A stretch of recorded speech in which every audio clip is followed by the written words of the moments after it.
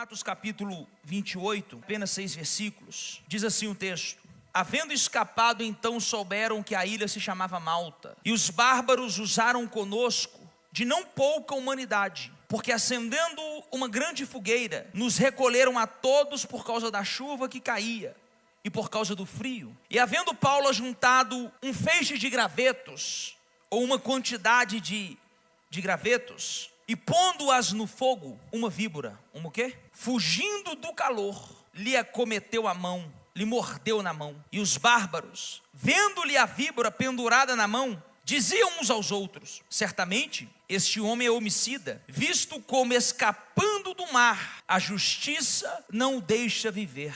Mas sacudindo ele a víbora no fogo, não padeceu nenhum mal. Eles esperavam que viesse a inchar ou a cair morto de repente, mas tendo esperado já muito, vendo que nenhum incômodo lhe sobrevinha, mudando de opinião, diziam que ele era um Deus. Dizia que ele era um? Me dá toda a sua atenção. Paulo está indo a Roma. Paulo ia ser julgado em Roma. Paulo apelou por Roma. Ele não queria ser julgado pela corte que estava em Israel. E por ser cidadão romano, ele tinha o direito de apelar por Roma. E como era um homem de muita influência, de muito nome, conhecido na época, influente, eles permitiram e enviaram Paulo até César. Paulo entra em um barco, está indo em direção à Itália, no caso na época era Roma. E no meio dessa viagem, uma grande tempestade se levanta. Preste atenção. No meio dessa viagem, irmão, você não tem noção a confusão que foi. Eu fui estudar um pouco o texto. Se você ler o início do capítulo, eu poupei para a gente ganhar tempo. Vai dizer o texto assim: e logo após o dia do jejum. O dia do jejum é Yom Kippur. Então os historiadores acreditam que essa época era setembro ou outubro. Uma época terrível, mas terrível para quem fosse viajar de barco. Paulo aconselhou o marinheiro: não vamos. Vamos ficar em Creta. Vamos ficar na ilha. Paulo conversou com o marinheiro, pediu: pelo amor de Deus, não vamos sair daqui. Por que disso, pastor? Foi Deus que revelou ele? Não sabemos se foi Deus que revelou. Por quê? Porque Paulo já tinha sofrido 3 naufrágios. Quantos naufrágios? 3. Então alguém que já sofreu 3 naufrágios consegue perceber quando vai ter o 4. Às vezes a gente despreza conselhos de pessoas que não têm formação. Ele não era um marinheiro, mas ele já tinha sofrido naufrágio. Talvez o marinheiro estudou, se formou, conhecia as técnicas da época, sabia ler os mares, sabia ler o céu, sabia ler a bússola, sei lá se tinha bússola naquela época. Mas talvez esse marinheiro nunca tinha passado pela experiência de um naufrágio. Eu vim te dizer que as melhores pessoas talvez para nos aconselhar nem sempre são os doutores, nem sempre são os mestres. Não estou desprezando quem estudou, jamais vou menosprezar ou diminuir quem tem um grande currículo. Mas eu descobri nessa vida que a experiência às vezes vale muito mais do que a teoria. Falar de novo: experiência vale muito mais do que teoria. Até porque a teoria só existe porque alguém teve uma experiência. E às vezes a gente está desprezando conselhos só porque a pessoa talvez não é doutor, não tem nome, não tem like, não tem número, não é famoso. Mas talvez ele tenha uma coisa que ninguém ao seu redor tem. Me pergunta o quê? Experiência. Talvez você também não é um marinheiro. Talvez você também não estudou. Talvez você também passou por coisas que não te deram condições de estudar, de ir para um colégio, de ir para uma faculdade. Mas contudo, porém, como você se arriscou muito, teve que trabalhar muito, teve que ir muita luta, você adquiriu uma coisa que a faculdade não dá. Você adquiriu uma coisa que os cursinhos de internet não dá. Você adquiriu uma coisa que coach na internet não te passa: experiência, irmão. Não despreze as próprias experiências que você já viveu. Paulo sabia no espírito ou na alma, mas ele sabia: não vamos, estamos correndo um grande risco. Irmão, alguém que já sofreu 3 naufrágios, eu vou falar na nossa linguagem do mundo de hoje, alguém que já quebrou 3 empresas, Alguém que já passou por vários problemas, sabe perceber quando o próximo problema está à frente. Meu conselho para você hoje, irmão, é escute pessoas que têm experiência.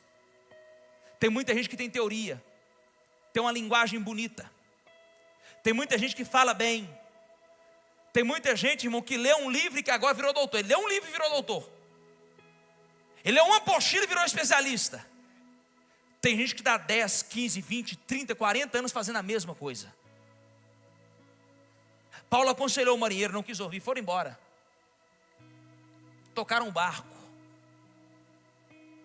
A chuva foi aumentando, a tempestade foi aumentando. Eu vou pular muitas partes do texto para a gente ganhar tempo. Resumindo, teve que começar a jogar fora os alimentos, teve que começar a jogar fora os donativos, teve que começar a jogar fora a mercadoria. Para quê? Para o barco ficar mais leve. E eles conseguiram sair da tempestade. Tem hora na nossa vida, irmão, escuta esse conselho, que é melhor você jogar algumas coisas fora, mas poupar a sua vida, do que você morrer cheio de carga. Tem gente que inclusive está parado no mesmo lugar, irmão. Tem gente que está parado na mesma estação porque se atolou de coisa. Assumiu tanto compromisso que atolou. Quis fazer tanta coisa ao mesmo tempo que não deu conta. Esses homens, pelo menos eles sabiam, vamos deixar leve o barco, porque quanto mais leve, mais fácil eu sair da tempestade. Quer sair da tempestade, meu filho? Você vai ter que abrir mão de algumas coisas. Falar de novo, quer sair da tempestade? Vai ter que abrir mão de algumas coisas.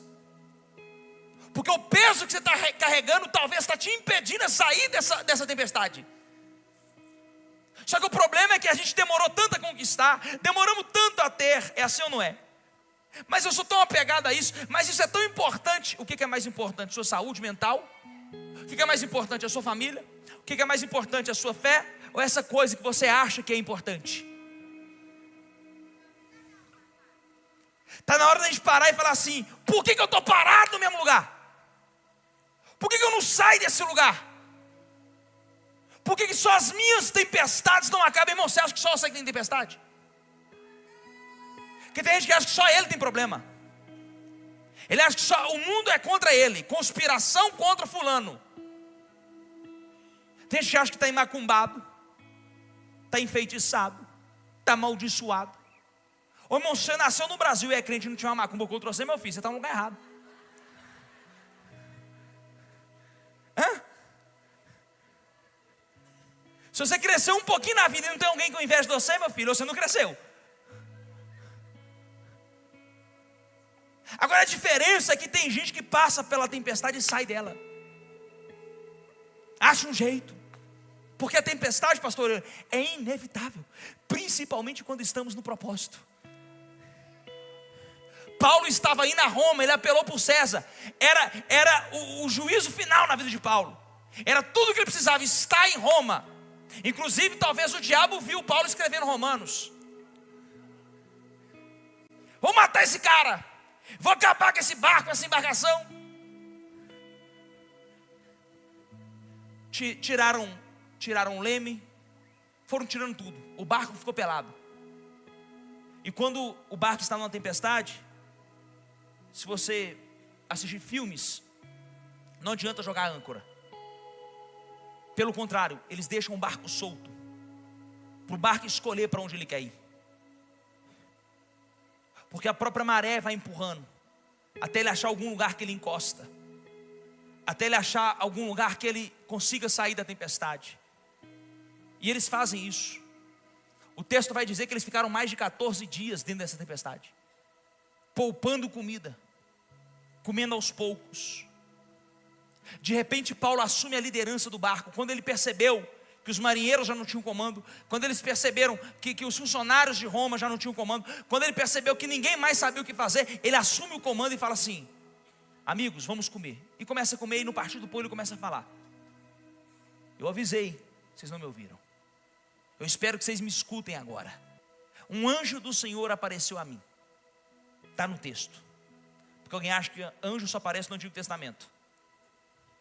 um anjo do Senhor apareceu a mim esta noite enquanto eu orava. Pastor, por que um anjo nunca apareceu para mim? Me pergunta por quê. Porque talvez você nunca conseguiu orar no meio da tempestade. Porque no meio da tempestade a gente reclama, murmura, fala mal do pastor, fala mal da igreja, fala mal da conferência, fala mal do culto, fala mal da esposa, do filho, do Lula, do Bolsonaro, xinga todo mundo. O problema nunca é você. Santo, anjo, caído, não, brincadeira. Olha para mim. Deus me deu uma palavra, Paulo dizendo, Deus me deu uma palavra. Ninguém vai se perder. Ninguém vai se perder. Mas nós precisamos abrir mão de toda a embarcação. Precisamos abrir mão de toda a embarcação. E aí? O que você faria? Como é que você abre mão de uma embarcação que estava carregando tantas riquezas para salvar vidas? Ainda bem que Paulo tinha um coração de um pastor. O que a igreja está precisando é de verdadeiros homens de Deus, que abram mão das coisas para salvar as almas. O problema é que tem alguns pastores guardando as coisas e perdendo as almas. Estamos mais preocupados com a estrutura, com o nome, com o like, com o número, do que verdadeiramente com aquela alma que sofre, com aquela alma que padece, com aquela alma que grita, com aquela alma que chora. Paulo no Espírito fala, eu não estou nem aí para a embarcação, até porque não era dele. O que me importa são as almas. Para Deus o que importa são as almas. Ali então, como eles já estavam sem saber o que fazer, eles escutam Paulo. Passa mais alguns dias, eles conseguem chegar mais perto da terra. Eles foram medindo o fundo do mar, foram lançando um âncora, até que perceberam que dava para ir nadando. Conseguiram acionar os botes, lê o texto, acionaram os botes e foram para a terra. Agora eu cheguei na mensagem, estava só introduzindo. Chegando na terra, os bárbaros, ou seja, os antigos, os moradores daquela ilha, os nativos, já tinham feito uma fogueira para esquentá-los do frio. Quem está aí, diga amém. Mas Paulo, como um bom líder, todo líder ele tem nele um espírito de proatividade. Todo líder sabe o que fazer. Todo líder não consegue ver o grupo passando necessidades e não fazer nada. Pastor, como é que você sabe quem é o líder? É quem toma a frente e resolve. Toda vez que você chegar no ambiente e não souber quem é o líder, observa quem é aquele que resolve. Perceba em quem as pessoas falam, em quem as pessoas procuram. Porque tem muita gente querendo ser líder pelo título. Por isso que você vai ver Paulo escrevendo. Paulo nunca escreveu assim, apóstolo Paulo. Toda vez que você lê os textos de Paulo, vai estar escrito Paulo ou apóstolo. Infelizmente a gente se apega nos títulos, mas não faz o que tem que ser feito. É muito fácil querer um cargo na sua empresa, se você não faz o que tem que ser feito. Pastor, por que meu chefe não me vê? Porque com certeza ele te vê. Só que o que ele vê, vou pegar leve, em respeito aos pastores do México.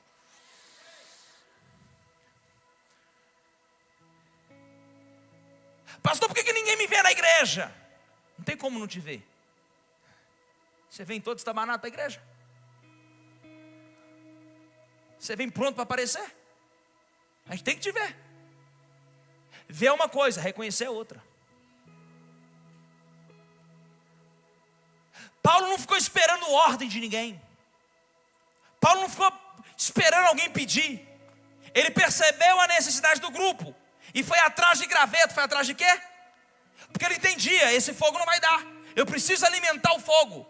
Nós precisamos de uma geração de Paulo, homens que estão dispostos a alimentar o fogo para alimentar a frieza do outro, a frieza do outro, a frieza do outro. Ei, nós precisamos de homens e mulheres dispostos a irem atrás dos gravetos, das lenhas, para aquecer a si, mas aquecer ao próximo. É disso que nós estamos precisando, de pessoas que pensam no outro. Ei, você quer se tornar uma pessoa influente?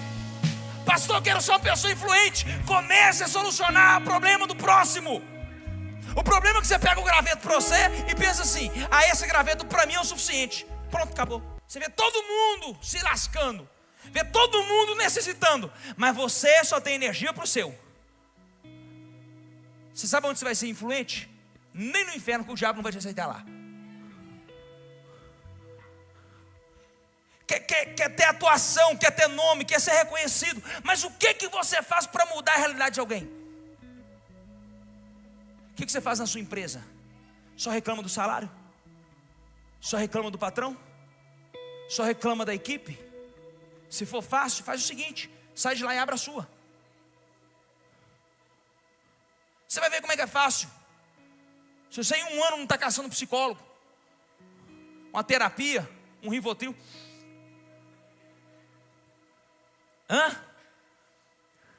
Porque é muito fácil falar o que o outro deveria ter feito.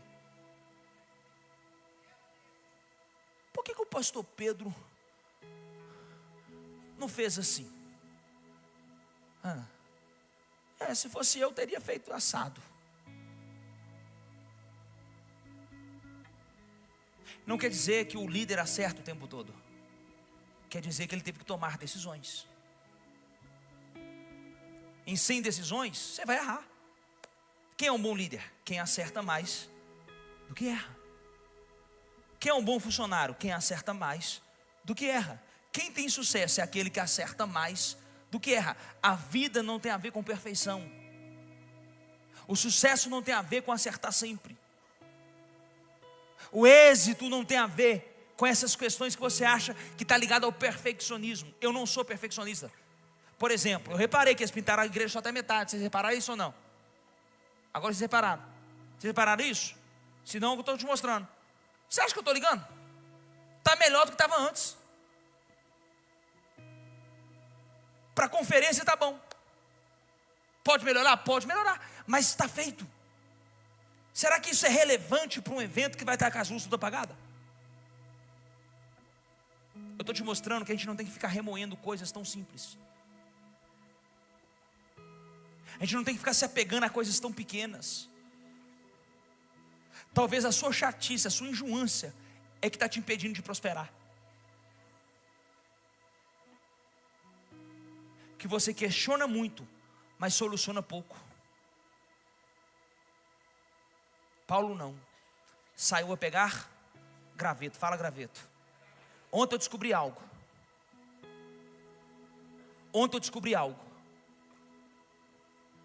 Que toda vez que você se dispõe para despertar o fogo para uma geração, toda vez que você se dispõe a alimentar o fogo para uma geração, toda vez que você se dispor a alimentar o povo de Deus, sempre vai ter uma víbora no seu caminho. Como é que a víbora picou ele? Buscando lenha para aquecer o próximo. Eu tenho uma boa notícia para você, me pergunta qual. Toda ferida que parecia ferida, que o ministério te causou, vai ser o seu maior testemunho. Você perdeu a oportunidade de dar um glória. Toda ferida que por causa de Jesus você foi ferido, por causa do ministério, por causa do evangelho, parece aparentemente que você foi ferido. Deixa eu falar uma coisa: é o maior cenário que Deus vai usar para trazer testemunho. É a melhor oportunidade que você tem para contar uma boa história. Olha o que aconteceu: a víbora grudou na mão de Paulo. A víbora pegou a mão de Paulo, ficou grudada. Ficou ou não ficou? Você viu uma víbora grudada aqui? Olha aqui, tem uma víbora grudada, tá vendo? Caiu ali, ó. A irmã já está até olhando no chão ali.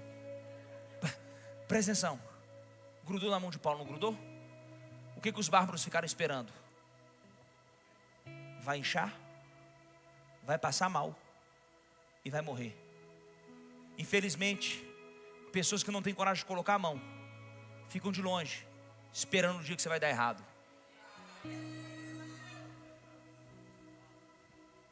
Só pode dar errado para quem põe a mão.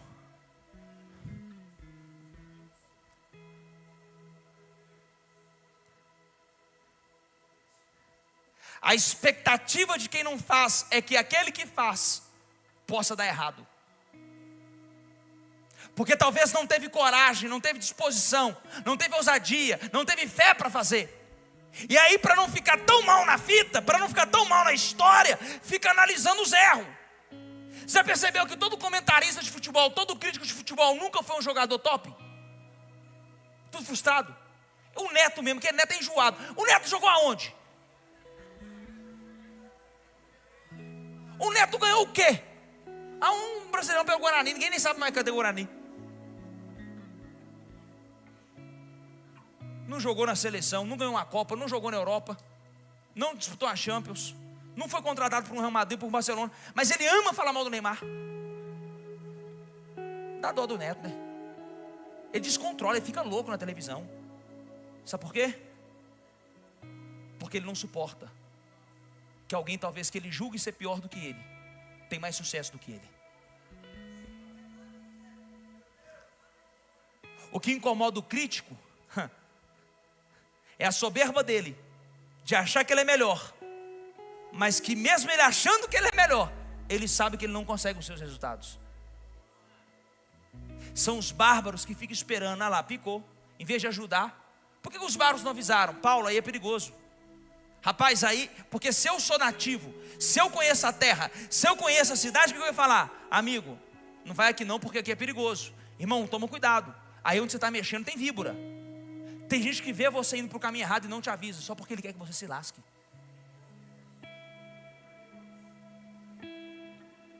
Tem alguém aí ainda? Espero que essa pessoa não seja nós. Espero que essa pessoa não seja eu. Espero que essa pessoa não seja você. Porque às vezes a gente pensa sempre no terceiro, mas nunca pensa que o bárbaro da história pode sermos nós. De ficar olhando para a vida do outro e falando assim: que dia que vai dar errado? Que dia que ele vai cometer um pecado? Que dia que eu vou ouvir falar de um escândalo dele? Morderam, ó. Ficaram aguardando. Mas sabe o que eu achei lindo? O mesmo fogo que ele ajudou a manter foi o mesmo fogo que ele colocou a mão, que a víbora soltou a mão e que o curou. Pode ler no texto. E colocando a mão sobre o fogo, e colocando a mão sobre volta aqui. É isso mesmo, espera aí, tá bom, é isso mesmo, parabéns. Quem que está aí hoje? Parabéns, minha filha. Você acerta muito. Mas ele, sacudindo a serpente no fogo, não sofreu? Muda a versão para mim. Então aqui está o fogo, a serpente está aqui. Ele não foi no Instituto Butantan caçar uma vacina. Ele não foi na Araújo e comprou um remédio. O fogo que ele ajudou a construir foi o fogo que o curou.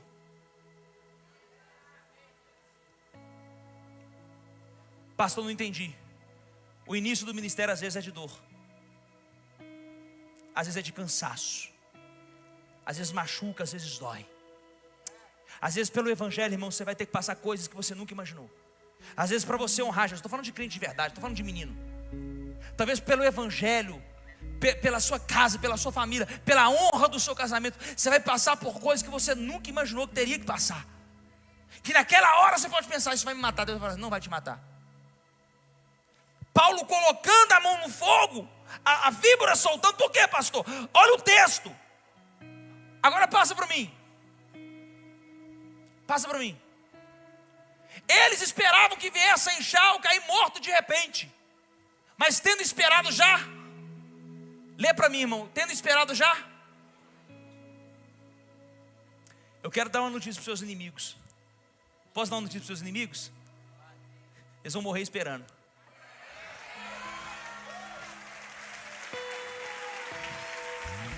Você quer aplaudir Jesus? desesperado já muito, e vendo que nenhum incômodo lhe sobrevia. Continua. Mudando de opinião, eles afirmavam: vai morrer. Eles afirmavam: não vai suportar. É isso ou não era? É isso ou não era? Não vai dar conta. Agora ele falha, agora ele quebra, agora esse casamento acaba, agora esse ministério já era. Mas mudando de opinião, diziam que era um.